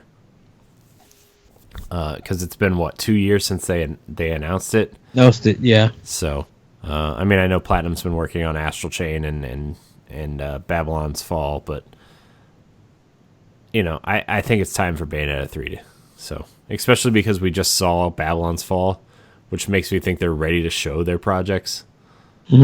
So, I think Shin Megami Tensei is going to get announced for it. Like, they're going to actually show it and actually give it a release date. I think we'll get the Smash. I think we'll get the final Smash, and then season 2 announcement.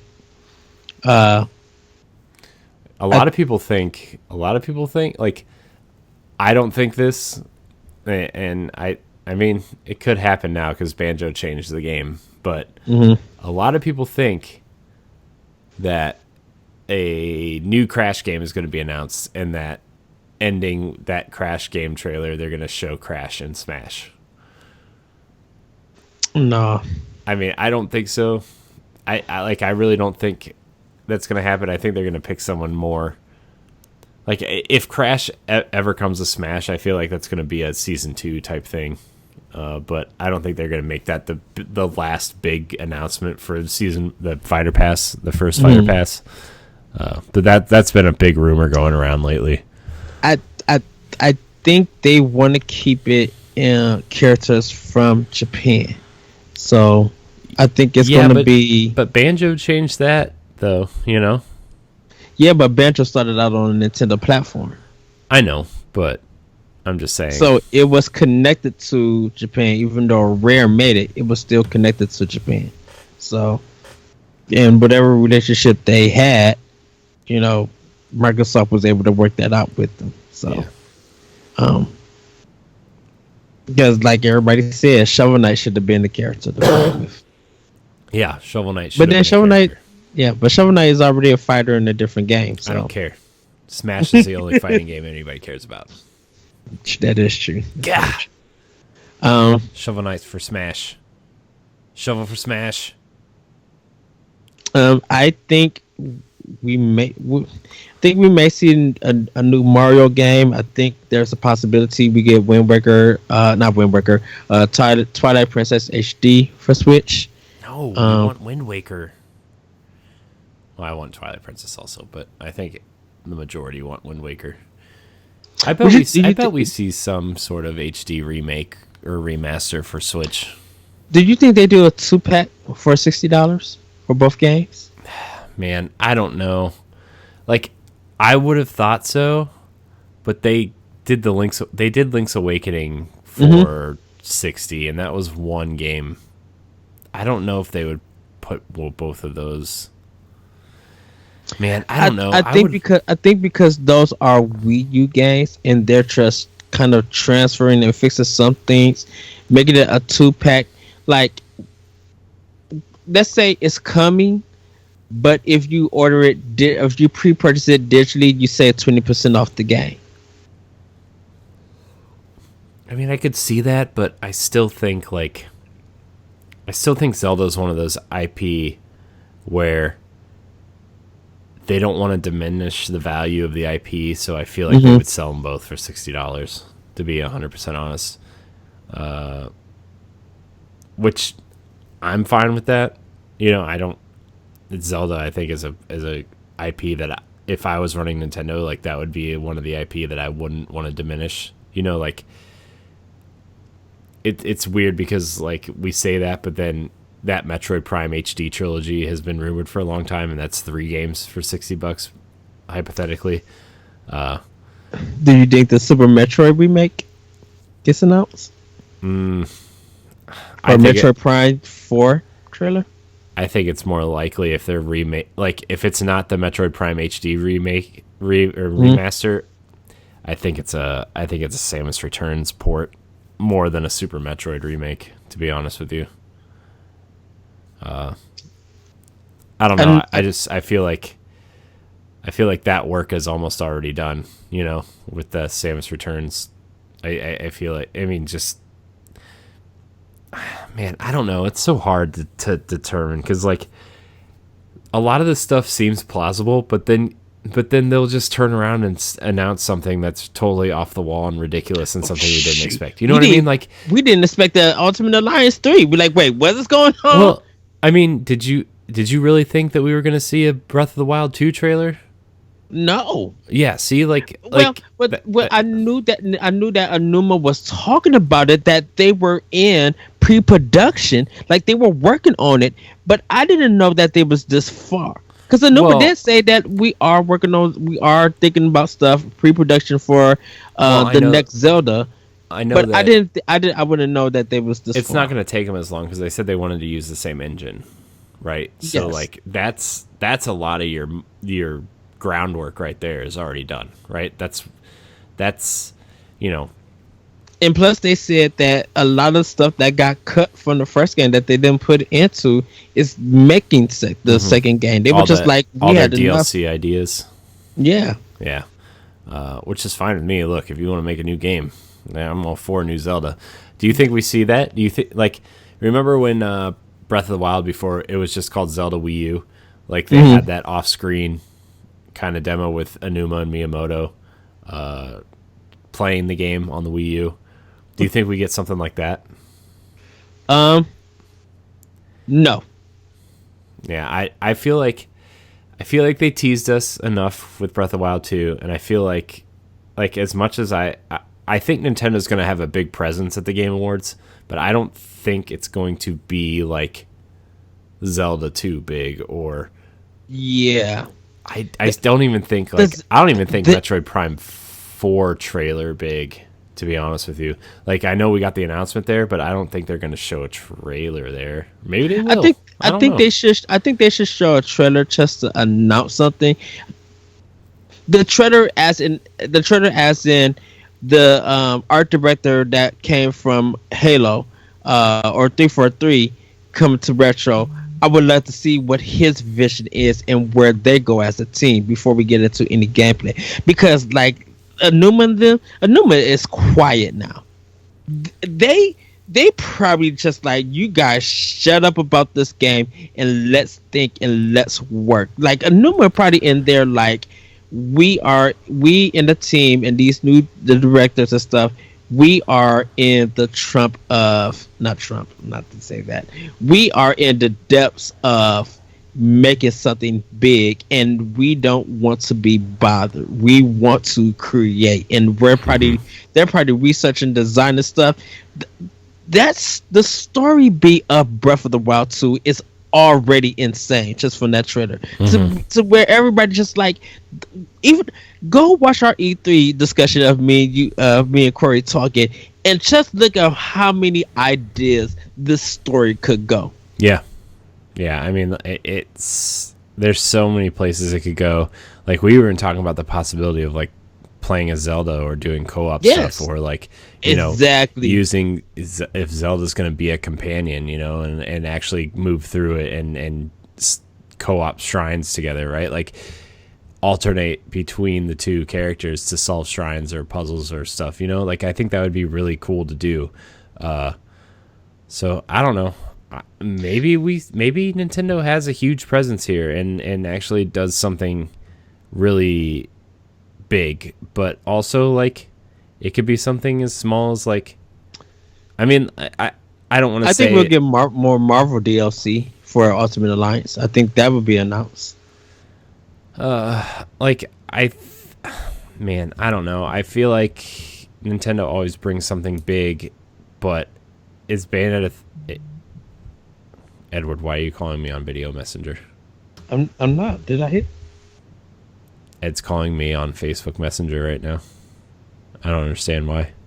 Oh, I'm gonna end that call. I ended it. I don't even know how that hit. I was like, I didn't touch nothing. You missed a video chat with Edward Varnell. That's funny because I'm video chatting with him right now. That'd be funny that we get off this call and you call me back. Yeah. Ed, what do you want? I'm podcasting.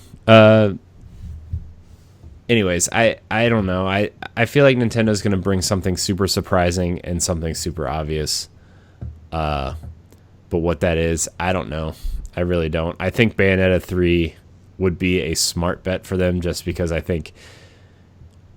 feel like a lot of people are going to be watching this, and I was listening to... What was I listening to? I was listening to something where a lot of older people usually watch the Game Awards, like the analytics show that like people between the ages of like 18 and 30 are the people who watch this the most, and like they want, quote unquote mature games and whatnot. And if Nintendo wants to play that card, like why not show their most mature game in Bayonetta 3, right? Like I feel like that fits the audience that they're trying to play for, and Nintendo's going to have to bring out some bigger guns coming up against these new consoles next year, and I think Bayonetta is possibly one of those, so I think Bayonetta's possible. I think, and this is going to be insane if they do it, but I think they might crash the server. If they announce Mario and the 1,000-Year Door to be available that night after the Game Awards for a download that people could buy.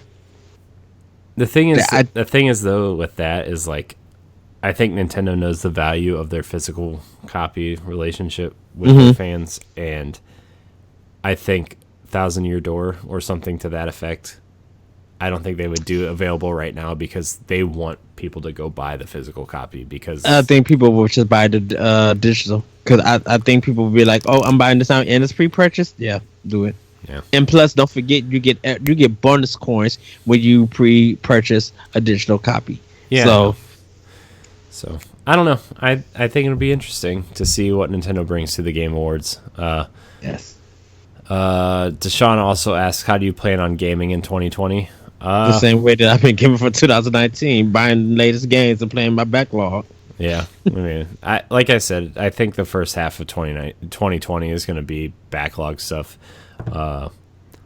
And games that are being remade. like the three games I'm looking forward to most in 2020 right now are all remasters.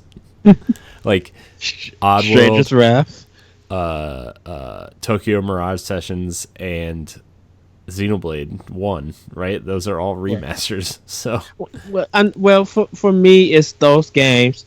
It's Ori and the Blind Forest 2. It's Animal Crossing. It's The Last of Us 2. And I know everybody knows me how I feel about The Last of Us, but I'm just like I'm going to give The Last of Us 2 a try. I already bought the first one. Might as well buy the second one and see where that story goes. These indies that they show, whatever comes out, I will pick them up.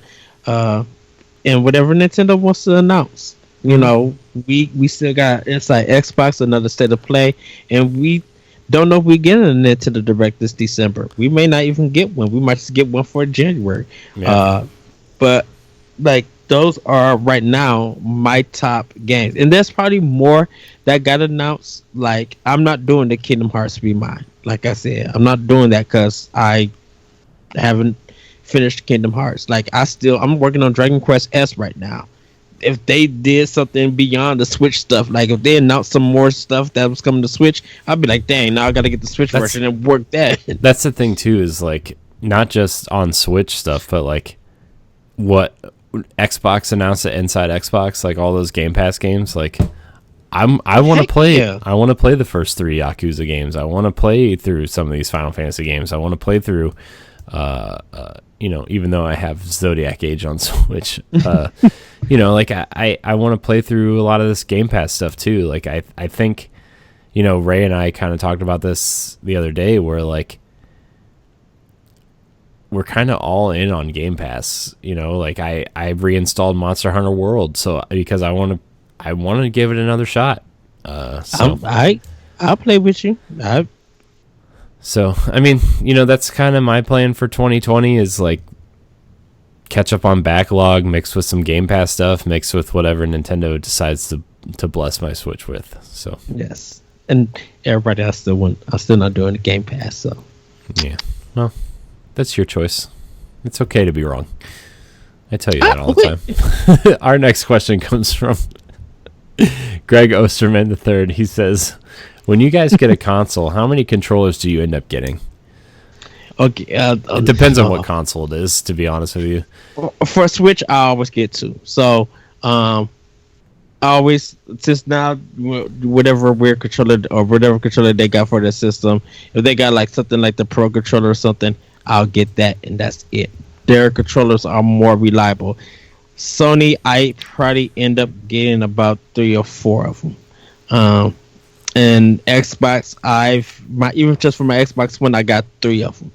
And I usually try to get those on a sale or I price match them. Yeah. But when it comes to Nintendo, I need to just get an extra controller.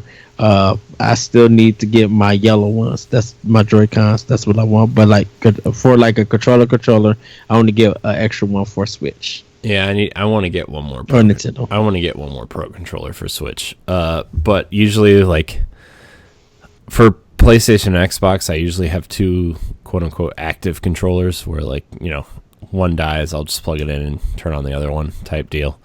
For Nintendo systems though, I usually buy like 4 or 5, because like if people come over, like Switch is usually the console that you play with your friends, Smash or Mario Kart. Mario Kart's a big one. Or Mario Party. I have an extra set of Joy-Cons for my Switch, which I still want a set of yellow ones, but we'll see. So, it just depends on the games, but usually Nintendo stuff, I will have as many controllers as hook up to the system because people come over and it's fun. Couch stuff is fun. Yes. But usually Xbox and PlayStation don't really get a lot of multiplayer in there, like couch co-op multiplayer at least. So I usually just have 2 active controllers for me to play with. So although on my PlayStation, I can't. Since we moved, I haven't been able to find my second controller, and I think my daughter threw it away. Oh no! She went through this phase for about 2 weeks where she liked to throw everything in the trash can, and I think my PlayStation controller was one of them. But yeah, that's how I roll with controllers. I have like 7 Nintendo 64 controllers, but that's besides the point. I had to have the atomic purple controllers, and I had to have that yellow Donkey Kong controller. So, well, I want a GameCube Pro controller. That's what I want. Oh man! All right. Sam Hall writes in. He says, as 2019 draws to a close, what do you think Nintendo will be remembered for in 2019? Definitely for the E3.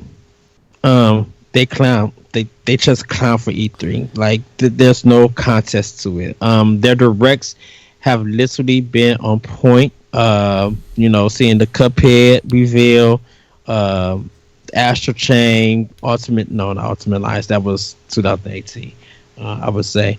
But them just rolling out so many games like Fire Emblem, Link's Awakening was that announced this year or last year? It was announced this year, I think. Okay, so Link's Awakening blew everybody's mind. Brian Altano even got a video, I wish I could find it, of him like almost going into tears, not realizing that this was happening, and it turned out the way that it did. I think there, of course, for if there's anything bad, the voice actor that got taken off Fire Emblem, Three Houses. That was another thing too. Is like for Fire Emblem, like I was playing today, and I hadn't encountered Dimitri since that voice change. Mm-hmm. So I was like, I interacted with that character a lot in the beginning, right? And I encountered him. I was like, why does he sound so like different? And then I was like, oh yeah, I forgot the voice actor changed. So also one thing you didn't mention, first console Pokemon. Yeah. So I mean, I think that's a big deal. I mean, I know a lot of people have kind of mixed feelings on it in terms of the Pokedex stuff, but I think the game generally has been pretty well received and has a lot of good ideas, and I think the first console Pokemon is a big deal. So yeah, Smash DLC though, for sure. Overwatch being spoiled, and Witcher 3. I would say major third party support this year, whether games came out or supported. Like we got Wolfenstein this year. We got The Witcher, we got Overwatch, we got the Outer Worlds announced, right? Like there's been some pretty major third-party support. We got Super Nintendo Online. Mm-hmm. Like that was something that people were hoping for it to happen, even though they data mined it. Yeah.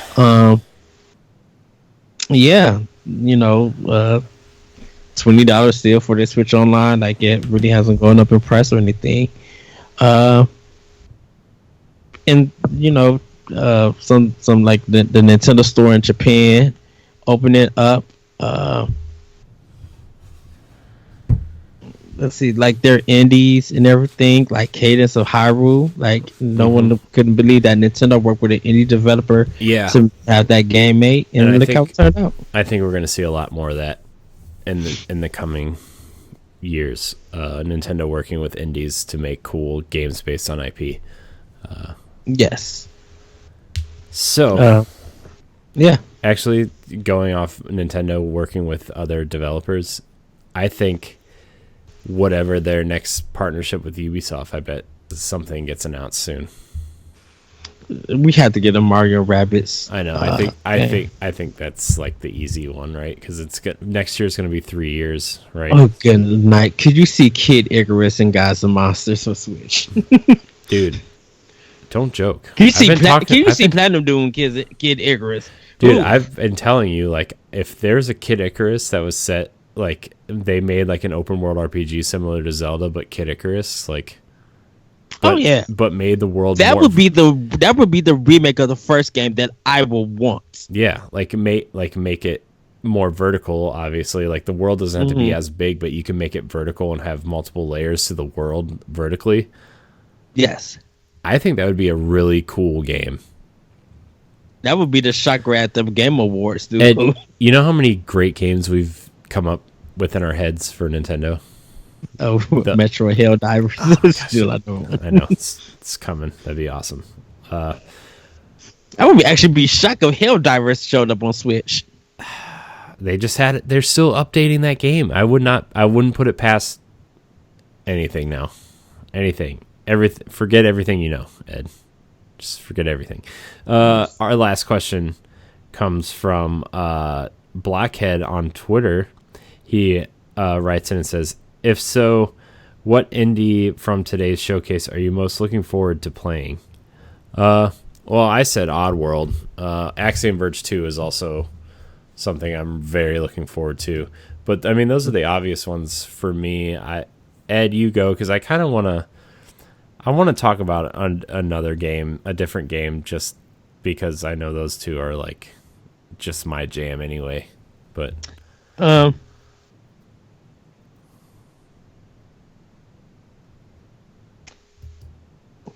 Ed, are you there? Are you alive?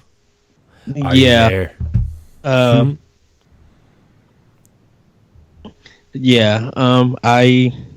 just got some news. I'll tell you later. For me, it's going to be just a boyfriend dungeon. Pretty much most of the games for this indie direct, but the boyfriend dungeon is what I'm looking forward for. I don't know. I think that Gleamlight game looks interesting. That art style looks nice. But man, I think Skatebird looks okay. Sports Story, I think I'll probably give a try, because Golf Story everybody loved. So, but yeah. Is that it? That's all of our questions, isn't it? Yes. All right. Well, I want to thank everybody for writing in. Remember, if you have something you want us to talk about, you can email us at nintendopowblock@gmail.com or look for our social threads. You can also go to bossrushgames.com/subscribe to find our social channels. I think that's going to wrap the show, Ed. Yes. Another very healthy dose of Nintendo Power Block this week. We've gotten a lot of positive feedback for our last couple shows, Ed. Oh, awesome! Very happy. I'm trying to keep my energy up today.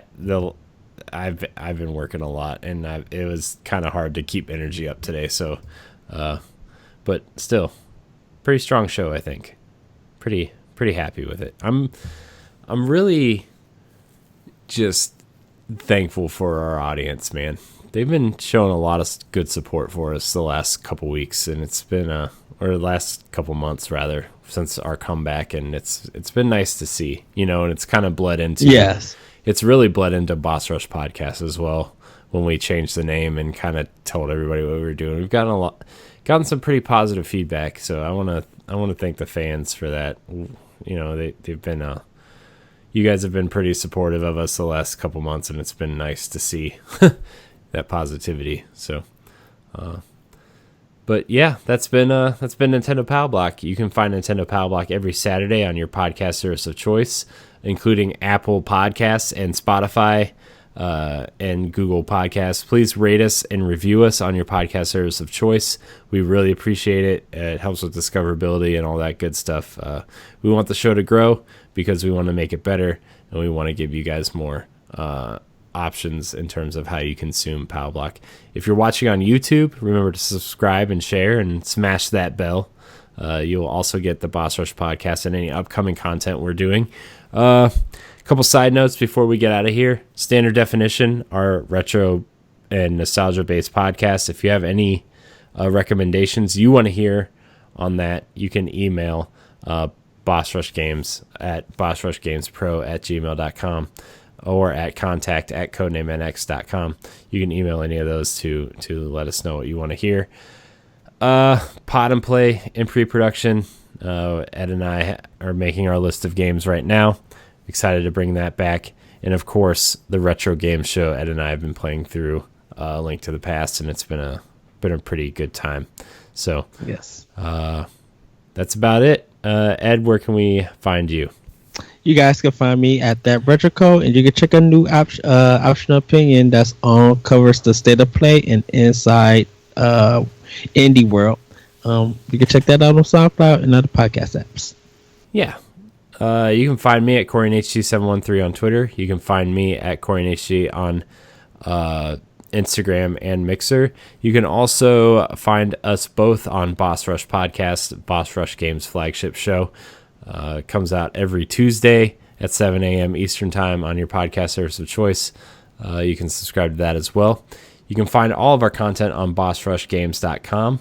And of course, you can follow us on Twitter at boss_rush_games and on Facebook and Instagram at Boss Rush Games. We encourage you to come join our social groups because there's a lot of cool people in there who like to play games and just hang out. Also, I want to encourage everybody to just play games and be better. And I want to thank everybody for watching and or listening. And until next time, we love you. Bye, everybody. Woohoo!